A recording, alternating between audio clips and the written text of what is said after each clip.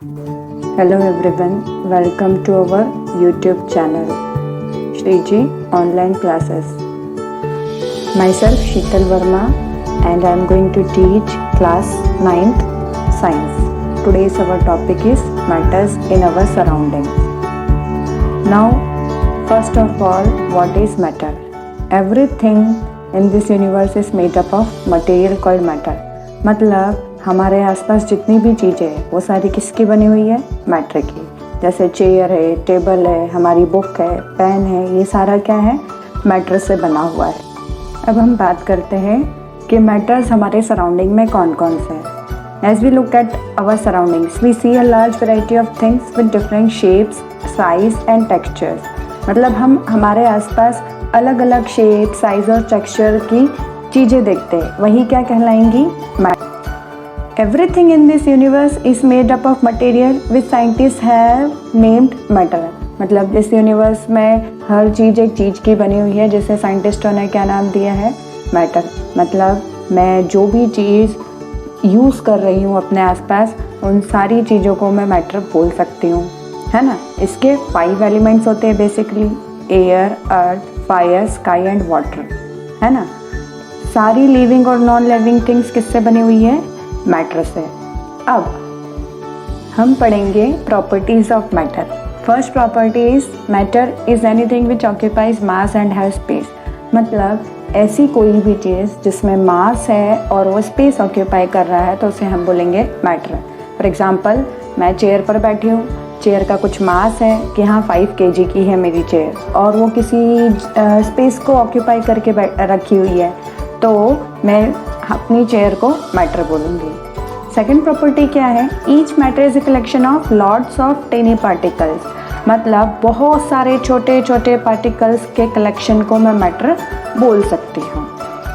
अब third property है particles of matter are continuously moving. मतलब जो पार्टिकल्स होते हैं मैटर के वो एकदम स्थिर नहीं होते, मतलब रुके हुए नहीं होते, वो हमेशा क्या करते हैं? मूव करते रहते हैं। चलिए अब हम पढ़ेंगे characteristics of particles of matter. मेरा फर्स्ट कैरेक्टरिस्टिक क्या है? Particles of matter have space between them. मतलब जो पार्टिकल्स हैं मैटर के उनके बीच में क्या होती है? स्पेस होती है। मतलब हमारा पूरा मैटर किससे बना हुआ है? पार्टिकल्स और उनके बीच की स्पेस को मिलाकर मेरा पूरा मैटर तैयार हुआ है। अब हम पढ़ेंगे next characteristic. What is next characteristic of particles of matter? The next characteristic of particle of matter is they are continuously moving. मतलब जो particles होते हैं हमारे मैटर के वो क्या करते हैं? हमेशा मूव करते रहते हैं। जैसे हम लोग खाना खाने के बाद हमारे अंदर एनर्जी आती है और हम लोग बहुत सारे काम करते हैं, पढ़ते हैं, तो ये क्या शो करता है कि हाँ हमारे अंदर एनर्जी है। ऐसे ही जो पार्टिकल्स होते हैं उनके अंदर भी एनर्जी होती है और उस एनर्जी को मैं बोलूँगी काइनेटिक एनर्जी। इस काइनेटिक एनर्जी को मैं इंक्रीज़ भी कर सकती हूँ। कैसे?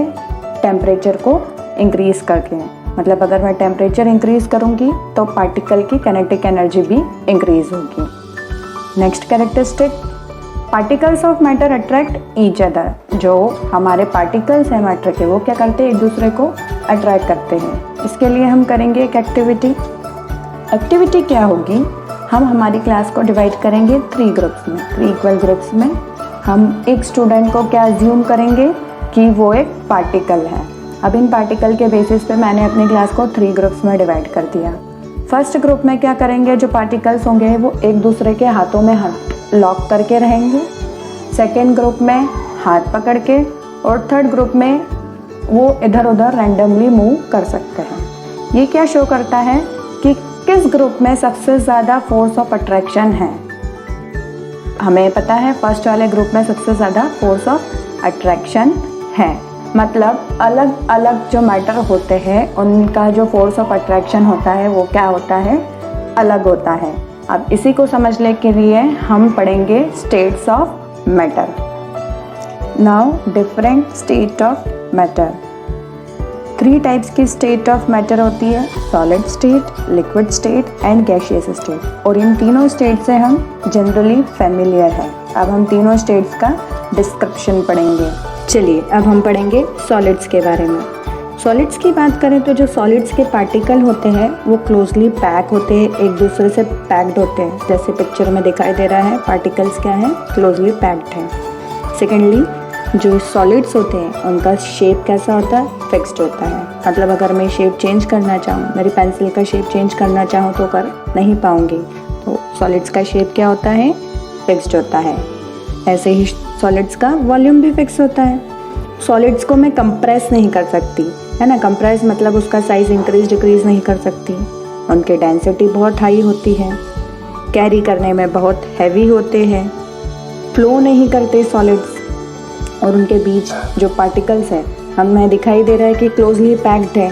तो क्लोजली पैक्ड है मतलब जो फोर्स ऑफ अट्रैक्शन है उन पार्टिकल्स के बीच में वो बहुत ज़्यादा है, और इसीलिए उसके फोर्स ऑफ अट्रैक्शन के कारण ही जो पार्टिकल्स है वो क्या है, क्लोजली पैक्ड है।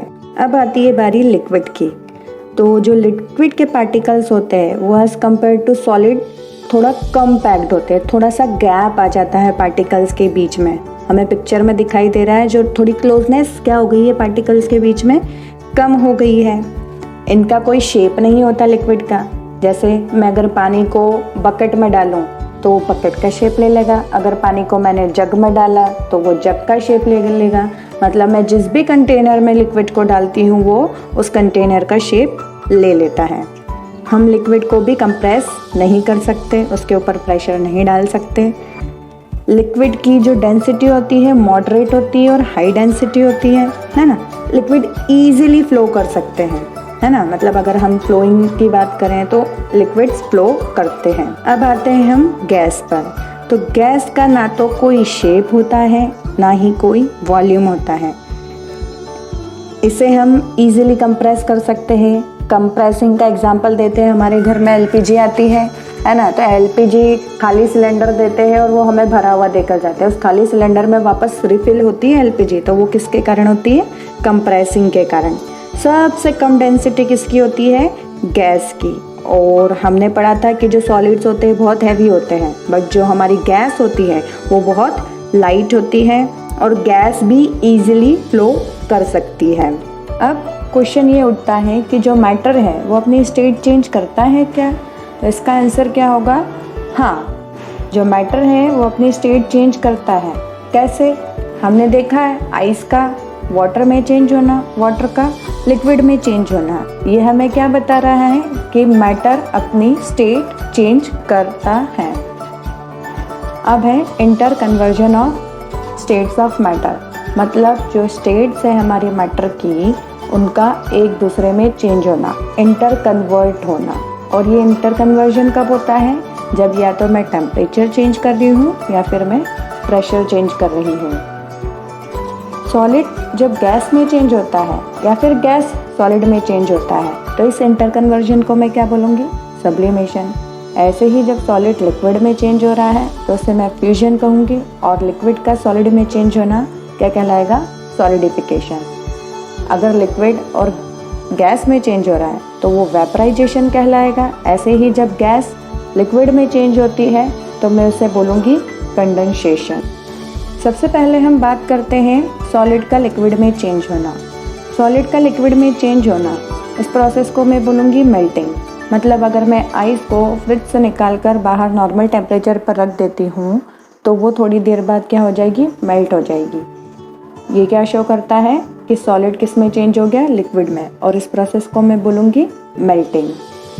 और एक टेम्परेचर होता है जब कोई भी सॉलिड लिक्विड में चेंज होना स्टार्ट हो जाता है, उस टेम्परेचर को मैं क्या कहूँगी, मेल्टिंग पॉइंट। अब हम बात करते हैं कि मेल्टिंग पॉइंट किस पर डिपेंड करता है। तो जो मेरा सॉलिड है उसके बीच, उसके पार्टिकल्स के बीच में जो फोर्स ऑफ अट्रैक्शन है उस पर डिपेंड करेगा मेरा मेल्टिंग पॉइंट। और जब भी मैं किसी सॉलिड को हीट करना स्टार्ट कर देती हूँ तो वो अपनी फिजिकल स्टेट चेंज कर लेता है और क्या बन जाता है, लिक्विड। अब बात करते हैं हम लिक्विड का गैस में चेंज होना। तो लिक्विड जब गैस में चेंज होता है, मतलब अगर मैंने पानी को गैस पर रख दिया गर्म करने के लिए, थोड़ी देर बाद वो वेपर में चेंज होना स्टार्ट हो जाएगा। इस प्रोसेस को मैं क्या बोलूँगी, वेपराइजेशन या फिर बॉइलिंग। अब हमारा जो बॉइलिंग पॉइंट है, मतलब बॉइलिंग पॉइंट क्या है, तो ऐसा टेम्परेचर जब हमारा लिक्विड वेपर में चेंज होना स्टार्ट हो जाए उस टेम्परेचर को मैं कहूँगी बॉइलिंग पॉइंट। और बॉइलिंग पॉइंट किस पर डिपेंड करेगा? जो लिक्विड है उसके जो पार्टिकल्स हैं उनके बीच में जो फोर्स ऑफ अट्रैक्शन है उस पर डिपेंड करेगा मेरा बॉइलिंग पॉइंट। जब भी मैं किसी लिक्विड को हीट करना स्टार्ट करती हूँ तो वो अपना फिज़िकल स्टेट चेंज कर लेता है और गैस में चेंज होना स्टार्ट हो जाता है। अब बात करते हैं गैस का लिक्विड में चेंज होना। The process of changing a gas to a liquid by cooling is called condensation. मतलब मेरी जो गैस है उसको मैं कूल कर रही हूँ और कूल होने के बाद में वो किस में चेंज हो गई? लिक्विड में चेंज हो गई। तो उस प्रोसेस को मैं बोलूँगी कंडेंसेशन, या फिर मैं बोल सकती हूँ बॉइलिंग का रिवर्स। मतलब लिक्विड का गैस में चेंज होना बॉइलिंग कहलाता है, ऐसे ही गैस का लिक्विड में चेंज होना वापस, उसे मैं बोलूँगी कंडेंसेशन। इसका सबसे बेस्ट एग्जांपल है हमारी water cycle. Generally water cycle में क्या होता है? जो सी है उसका पानी क्या होता है? इवोपरेट होता है। मतलब जो लिक्विड है वो किस में चेंज हो जाता है? गैस में चेंज हो जाता है। और फिर वही जो गैस है वो कंडेंस होकर वापस कहाँ आती है? हमारी अर्थ पर। तो बेस्ट एग्जांपल है बॉइलिंग का और कंडेंसेशन का कॉम्बिनेशन इज़ हमारी वाटर साइकिल। अब बात करते हैं हम लिक्विड का सॉलिड में चेंज होना। मतलब मैंने पानी को सॉलिड में चेंज करना है तो मैंने पानी भर के किस में रख दिया? फ्रिज में रख दिया, फ्रीज़र में रख दिया। तो मैं देखूँगी थोड़े टाइम बाद वो जो वाटर है वो किस में? आइस क्यूब में चेंज हो जाएगा। इस प्रोसेस को मैं बोलूँगी फ्रीजिंग। मतलब the process of changing a liquid into solid. Liquid का सॉलिड में चेंज करने वाली प्रोसेस को मैं कूलिंग बोलूँगी या फिर फ्रीजिंग बोलूँगी। हम इसे बोल सकते हैं मेल्टिंग का रिवर्स। चलिए अब हम पढ़ते हैं लेटेंट हीट। ये हमारी एक टर्म है जो रिलेटेड है हमारी स्टेट्स ऑफ मैटर और मैटर से related what is latent heat. Latent heat क्या होती है? The heat energy which has to be supplied to change the state of a substance is called latent heat. मतलब किसी भी सब्सटेंस की अगर मुझे स्टेट चेंज करनी है तो उसको एक क्वांटिटी, एक अमाउंट चाहिए हीट का, तो उस हीट एनर्जी को मैं क्या बोलूँगी? Latent heat. Now latent heat does not raise the temperature but latent heat has always to be supplied to change the state of a substance. अब मैं ये नहीं बोल सकती कि लेटेंट हीट जो है वो टेम्परेचर राइज करती है, बट लेटेंट हीट मुझे सप्लाई करनी पड़ेगी तभी कोई भी जो स्टेट है सब्सटेंस की वो अदर स्टेट में चेंज होगी। अब लेटेंट हीट भी दो टाइप की होती है। फर्स्ट है लेटेंट हीट ऑफ फ्यूजन और दूसरी है लेटेंट हीट ऑफ वेपराइजेशन। चलिए हम बात करते हैं latent heat of fusion. Latent heat of fusion क्या है? जब किसी सॉलिड को मुझे किस में? लिक्विड में चेंज करना है और सॉलिड को लिक्विड में चेंज करने के लिए एक एनर्जी की रिक्वायरमेंट होगी। एनर्जी या हीट की रिक्वायरमेंट होगी। उसी हीट को मैं क्या कहूँगी? Latent heat of fusion. मतलब मुझे सॉलिड को लिक्विड में, आइस को वाटर में चेंज करना है तो हीट जो लग रही है मुझे उस हीट को मैं कहूँगी लेटेंट हीट ऑफ फ्यूजन।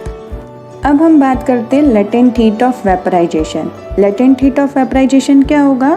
जब मुझे लिक्विड को गैस में चेंज करना है और उस लिक्विड को गैस में चेंज करने के लिए मुझे एनर्जी की रिक्वायरमेंट है, हीट की रिक्वायरमेंट है, तो उस हीट को मैं कहूँगी लेटेंट हीट ऑफ वेपराइजेशन। मतलब अगर सॉलिड को लिक्विड में चेंज करना है तो लेटेंट हीट ऑफ फ्यूजन, और अगर मुझे लिक्विड को गैस में चेंज करना है तो जो हीट मुझे रिक्वायर्ड है उसे लेटेंट हीट ऑफ वेपराइजेशन कहा जाएगा। अब हम बात करते हैं सब्लिमेशन की। What is sublimation? सब्लिमेशन क्या होता है? किसी भी सॉलिड का डायरेक्टली गैस में चेंज होना हीट होने पर, या फिर उस गैस का सॉलिड में चेंज होना कूल होने पर, उस प्रोसेस को मैं कहूँगी सब्लिमेशन। उसका बेस्ट एग्जांपल क्या है? कैंपर। कैंपर मतलब कपूर। कपूर को जब हम जलाते हैं तब वो सॉलिड स्टेट में होता है और जब वो जल जाता है उसके बाद वो किस में? वेपर में चेंज हो जाता है। तो ये एग्जांपल है किसका? सब्लिमेशन का। चलिए अब हम पढ़ेंगे effect of change of temperature. मतलब अगर मैं चेंज करती हूँ टेम्परेचर तो उसका क्या इफेक्ट होगा? On increasing the temperature of solid the kinetic energy of particle increases. मतलब जैसे ही मैं टेम्परेचर इंक्रीज करती हूँ किसी भी सॉलिड का तो जो काइनेटिक एनर्जी है पार्टिकल्स की वो क्या हो जाएगी? इंक्रीज हो जाएगी। अब अगर काइनेटिक एनर्जी इंक्रीज़ हो गई पार्टिकल्स की तो वो अच्छी स्पीड के साथ में इधर उधर मूव करना स्टार्ट हो जाएंगे, इधर उधर भागना शुरू हो जाएंगे। अब वो उन्हें एनर्जी मिल रही है, उन्होंने भागना शुरू कर दिया, तो जो फोर्स ऑफ अट्रैक्शन है वो क्या हो जाएगा, टूट जाएगा। तो जो टेम्परेचर है उससे क्या होगा, जो उनके बीच का जो अट्रैक्शन है वो क्या हो जाता है, ख़त्म हो जाता है। अब हम बात करते हैं इवॉपरेशन की, मतलब अगर हम टेम्परेचर चेंज कर रहे हैं तो इवॉपरेशन होना स्टार्ट हो जाएगा। पहले हम पढ़ते हैं व्हाट इज़ इवॉपरेशन। तो लिक्विड का वेपर में चेंज होना, जब हम टेम्परेचर को क्या कर रहे हैं, इंक्रीज़ कर रहे हैं, और लिक्विड किस में चेंज हो रहा है, वेपर में चेंज हो रहा है, तो इस फिनोमेना को मैं क्या कहूँगी, वेपराइजेशन। वेपराइजेशन में क्या होता है, जो पार्टिकल्स है उसको हम क्या करते हैं, टेम्परेचर इंक्रीज़ करते हैं। टेम्परेचर इंक्रीज़ करने से जो पार्टिकल्स हैं उनकी काइनेटिक एनर्जी बहुत ज़्यादा हो जाती है, और एक टाइम ऐसा होता है उनकी काइनेटिक एनर्जी इतनी होती है कि जो फोर्स ऑफ अट्रैक्शन है वो क्या हो जाता है, ख़त्म हो जाता है, और वो मूव करना स्टार्ट हो जाते हैं, और वो जो सॉलिड पार्टिकल्स है वो किस में चेंज हो जाते हैं, लिक्विड पार्टिकल्स में चेंज हो जाते हैं। अब हम बात करते हैं फैक्टर्स की जिसके कारण हमारा इवॉपरेशन इफ़ेक्ट होता है, मतलब इवॉपरेशन की स्पीड कम या ज़्यादा होती है। तो उनमें फैक्टर्स क्या क्या होंगे, surface area, temperature, humidity and wind speed. मतलब अगर मैंने सरफेस एरिया बढ़ा दिया तो मेरा रेट ऑफ इवॉपरेशन क्या हो जाएगा, इंक्रीज़ हो गया। मतलब अगर मैंने छोटा बर्तन लिया है तो उसमें इवॉपरेशन इतनी जल्दी नहीं होगा जितना मैं बड़े बर्तन में अगर पानी लेकर उसे बॉईल करूँ, तो इवॉपरेशन की जो स्पीड हो जाएगी वो क्या हो जाएगी, ज़्यादा। मतलब सरफेस एरिया इंक्रीज़ करने पर मेरा रेट ऑफ इवॉपरेशन भी क्या हो गया, इंक्रीज़ हो गया। ऐसे ही मैं अगर 50 डिग्री सेल्सियस टेम्परेचर पे अपना वाटर है उसको कर रही हूँ, पानी को मैं गर्म कर रही हूँ, तो वो कम रेट से होगा, बट जैसे ही मैं 100 डिग्री सेल्सियस कर देती हूँ मेरा टेम्परेचर, वैसे ही जो स्पीड है इवॉपरेशन की वो क्या हो जाएगी, इंक्रीज़ हो जाएगी। अब बात करती हूँ मैं ह्यूमिडिटी की। तो rate of evaporation, humidity increase होने पर क्या हो जाता है, रेट ऑफ इवॉपरेशन कम हो जाता है, मतलब इवॉपरेशन की स्पीड कम हो जाती है। ऐसे ही विंड की स्पीड अगर मैं इंक्रीज़ कर दूँ तो इवॉपरेशन की रेट भी क्या हो जाएगी, इंक्रीज़ हो जाएगी। इवॉपरेशन का सबसे बेस्ट एग्जांपल हम देखते हैं वाटर साइकिल में, जहाँ पर जो सी वाटर है वो इवॉपरेट होकर स्काई में चला जाता है और क्लाउड्स बन जाता है, और वही क्लाउड्स कंडेंस होने पर वापस किस में, वाटर में चेंज होते हैं और वापस अर्थ पे आते हैं। अब हम बात करते हैं इवॉपरेशन कॉजेस कूलिंग। मतलब इवॉपरेशन के कारण क्या होता है, कूलिंग होती है। कूलिंग कैसे, जब भी हमारा जो लिक्विड है वो इवॉपरेट होता है तो वो क्या करता है, आसपास के सराउंडिंग की जो हीट है वो क्या कर लेता है, अब्जॉर्ब कर लेता है। हीट अब्जॉर्ब कर लेता है मतलब आसपास का जो सराउंडिंग है वहाँ पर कोई हीट नहीं है, मतलब उसने आसपास क्या कर दिया है, कूल कर दिया है।